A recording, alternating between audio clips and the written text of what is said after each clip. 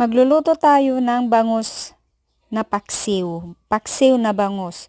Ayan guys, subukan nyo magluto ng may kamatis, sibuyas, luya at bawang na paksiw. Lagyan mo ng madaming pamintang buo.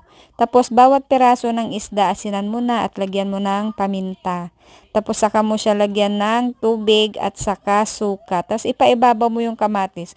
Subukan nyo guys yung may kamatis at lagyan mo rin niyang olive oil kapag kumukulo na siya, lalo pag walang masyadong taba yung tiyan ng bangus. Pwede mong lagyan ng olive oil or cooking oil. Ayun, kung wala kang gulay naman na talong or ampalaya, pwede naman na yung okra guys. Masarap din siya, wag mo na lang hatiin para hindi siya masyadong maglaway. Ayan, dahil maamoy ang paksiw. Dito kami sa labas lagi nagluluto guys para iwas amoy sa bahay. Ayun. Masarap guys, wag nyong hatiin yung okra para hindi siya maglaway. At wag nyo siyang overcookin para hindi siya malagkit. O, diba? Ito akala ko okra nun, hindi pala halaman may bulaklak.